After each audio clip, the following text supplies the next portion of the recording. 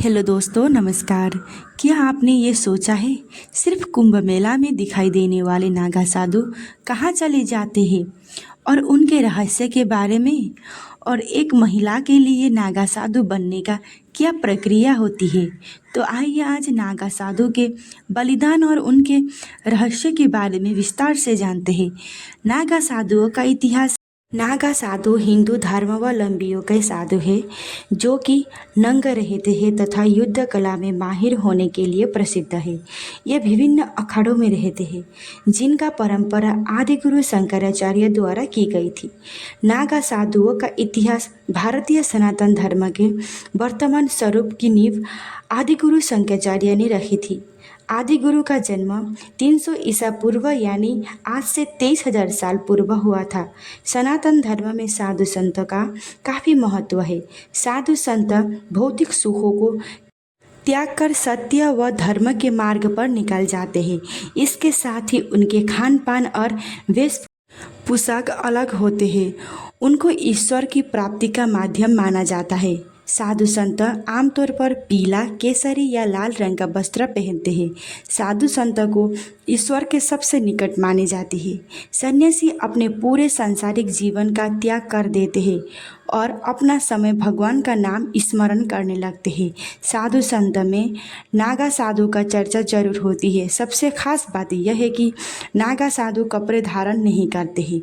वह कड़ाड़ी ठंड में भी नंगा अवस्त्र में रहते हैं। वह शरीर में धूनी या भस्म लगाकर घूमते हैं। नागा का मतलब होता है नंग। नागा सन्यासी पूरी जीवन नंग अवसर में ही रहते हैं। वह अपने आप को भगवान का दूत मानते हैं। नागा सन्यासी बनने की प्रक्रिया बहुत लंबी और कठिन मानी जाती है। अखाड़ों में नागा सन्यासी बनाया जाता है। हर अखाड़े में अपनी मान्यता और परंपरा होती है और उसी अनुसार दीक्षा दी जाती है। कई अखाड़ों में नागा साधुओं को भुट्टे नाम से भी बुलाया जाता है। नागा साधुओं का जीवन बेहद ही जटिल होता है। बताया जाता है कि किसी भी इंसान का नागा साधु बनने में 12 साल का लंबा समय लगता है। नागा साधु बनने के बाद वह गांव या शहर को भीड़ भाड़ भरी जिंदगी को त्याग देते हैं और रहने के लिए पहाड़ों पर जंगलों में चले जाते हैं। उनका ठिकाना उस जगह पर होता है जहां कोई भी आता जाता ना हो। नागा साधु बनने की प्रक्रिया की शुरुआत में सबसे पहले ब्रह्मचर्य की दीक्षा ली जाती है। इनमें सफलता प्राप्ति के बाद महापुरुष की दीक्षा दी जाती है। इसके बाद यज्ञ पवति होती है। इस प्रक्रिया की पूरी करने के बाद वह अपना और अपने परिवार का पिंडदान करते हैं जिसे बीजवाट कहा जाता है। वह 17 पिंडदान करते हैं जिसमें 16 परिवारजनों का और 17 वह अपना खुद का पिंडदान होता है। अपना पिंडदान करने के बाद वह अपने आप को मृत समान घोषित करते हैं जिसके बाद उनके पूर्व जन्म का समाप्त माना जाता है। पिंडदान के बाद वह जनेऊ गोत्र समेत उनके पूर्व जन्म की सारी निशानियां मिटा दिया जाती है। इसकी वजह से नागा साधुओं के लिए सांसारिक जीवन का कोई महत्व नहीं होता। नागा सन्यासी अपने समुदाय को ही अपना परिवार मानते हैं। वह कुटिया बनाकर रहते हैं और इनकी कोई भी विशेष जगह पर घर नहीं होता है। सबसे बड़ी बात यह है कि नागा साधु सोने के लिए बिस्तर का इस्तेमाल नहीं करते हैं। नागा साधुओं को एक दिन में सिर्फ 7 घरों में भिक्षा मांगने की इजाज़त होती है। अगर उनको इन घरों में भिक्षा नहीं मिलती है तो उनको भूखा ही रहना पड़ता है। नागा सन्यासी दिन में सिर्फ एक बार ही भोजन करते हैं। नागा साधु हमेशा नंग अवस्था में रहते हैं और युद्ध कला में पारंगत होते हैं। यह अलग अलग अखाड़ों में रहते हैं। जूना अखाड़ों में सबसे ज़्यादा नागा सन्यासी रहते हैं। आदि गुरु शंकराचार्य ने अखाड़े में नागा साधुओं के रहने का पारंगत की शुरुआत की थी। बताया जाता है कि नागा साधुओं के पास रहस्यमय शक्तियाँ होती हैं। वह कठोर तपस्या करने के बाद इन शक्तियों को हासिल करते हैं, लेकिन कहा जाता है कि वह कभी भी अपने इन शक्तियों का गलत इस्तेमाल नहीं करते हैं। वह अपनी शक्तियों से लोगों का समस्याओं का समाधान करते हैं। हिंदू धर्म में किसी भी इंसान की मौत के बाद उनके मृत शरीर को जलाने का मान्यता है जो भी सदियों से चली आ रही है।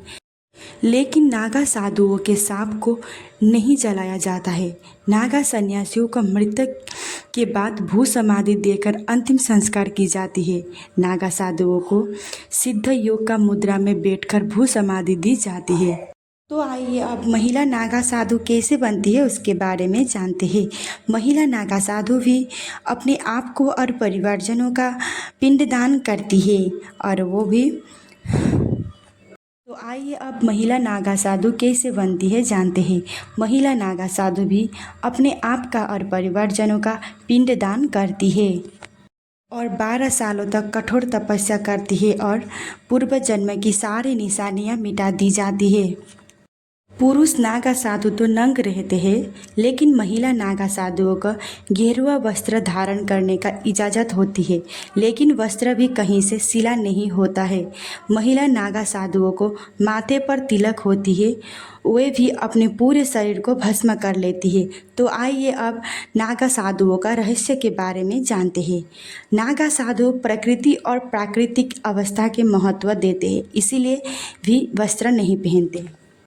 नागा साधुओं का मानना है कि किसी भी इंसान निर्वस्त्र जन्म लेते हैं, अर्थात यह अवस्था प्राकृतिक है। इसी भावना का आत्मसात करते हुए नागा साधु हमेशा निर्वस्त्र रहते हैं। केवल नंग अवस्था में ही नहीं बल्कि शरीर पर भस्म और जटाजूट भी नागा साधुओं का पहचान है। ये भगवान शिव के अनुयायी होते हैं और शिव के अलावा किसी और की नहीं मानते। नागा साधु को धर्म रक्षस और योद्धा भी कहा जाता है। ये कला में माहिर होते हैं। ये सामाजिक स्तर पर भी काफ़ी सक्रिय है। नागा साधुओं की परंपरा आदिगुरु शंकराचार्य ने की थी। नागा साधु हिमालय में रहते हैं। नागा साधुओं के पास त्रिशूल, डमरू, रुद्राक्ष, तलवार, शंख, कुंडल, कमंडल, कड़ा, चिमटा, कमरबंद या कोपिन, चिलम, धुनी और भभूत जैसे चीज़ें होते हैं। कृपया चैनल को शेयर सब्सक्राइब कर दीजिए। धन्यवाद।